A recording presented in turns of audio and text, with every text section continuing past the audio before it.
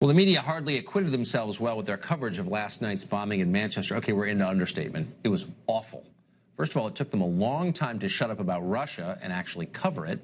Fox began covering the attack at 6:48 p.m. Eastern. The other two cable networks, not so much. At 7, we began covering Manchester exclusively. The other networks still leading with Russia. Chris Matthews even moved back to Russia where you could hear people screaming in the background. Surely after a half hour, things had changed. Wrong. At 7:30, you guessed it, still on Russia. At 7:36, they still weren't covering Manchester like it was a gruesome attack. We knew it was by then, but you wouldn't know it by watching those channels. When the other media did start covering it, things weren't necessarily better. Over at CNN, analyst Paul Cruikshank took time to speculate the suicide bombing could have been a false flag by right-wingers, of course, apparently so committed to making Islam look bad, they're willing to kill themselves to do it. That's commitment, but you know the right, they're committed.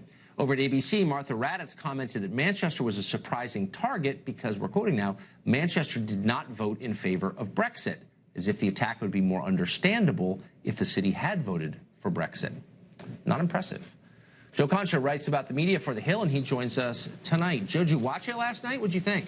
I have a fortress of solitude down in my basement, Tucker, that allows me to watch 4 TVs at once. It's on Twitter. You can see pictures of it. So I'm able to watch you CNN. Poor man. Yeah, it's more for fantasy football, but also for my job as well.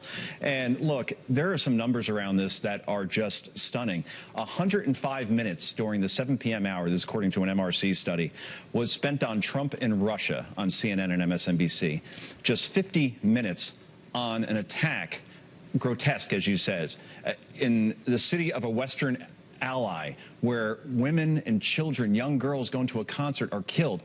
Any community access producer or manager would know in that situation that once this story broke at 6:48, it is full stop. There is no other story to cover. But this just shows you that it's media malfeasance marinated in myopia. Alliteration aside, this is what happens now when you're so locked into one story that you miss a story like this where everything should have gone away and this should have been the only thing that was covered. Look, I mean, you know exactly. I've been doing this a long time. You've been covering it a long time. You know exactly what happened.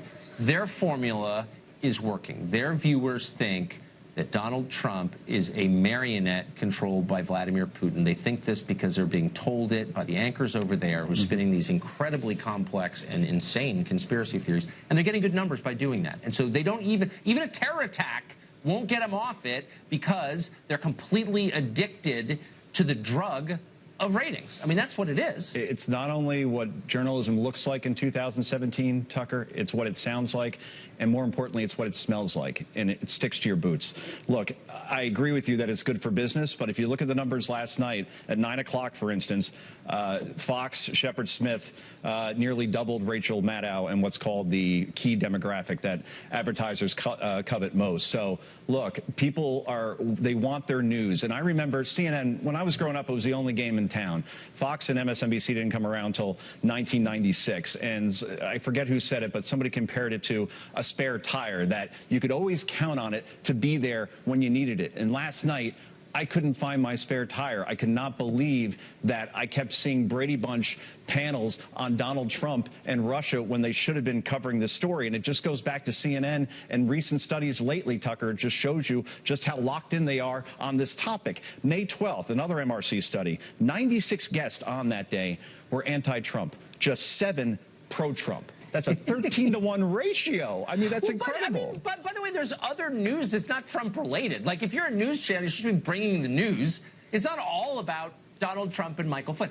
I was talking to a friend of mine today who's actually not particularly pro-Trump. I think he voted against Trump. But he's watching the coverage, and he's saying, you know, there's nothing you could say that they wouldn't believe about Trump. Do you think if you went on to another channel and said, you know what, I have evidence that Trump drinks human blood, just like a shot glass of it every morning when he wakes up, do you think anybody would say, no, I don't, you know, that's just, you know, show me the evidence? They'd all like sort of nod in bovine agreement, like, yeah, of course he does. And the narrative gets fueled by anonymous sources being used in every story that we see from the New York Times and Washington Post. And look, the New York Times has something called a style guide.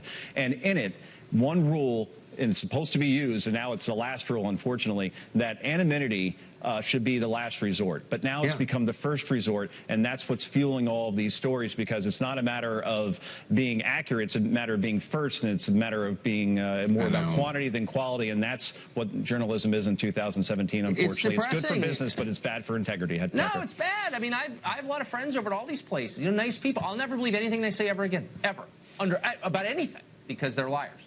And it's sad. Joe, thanks for joining us. Thank you.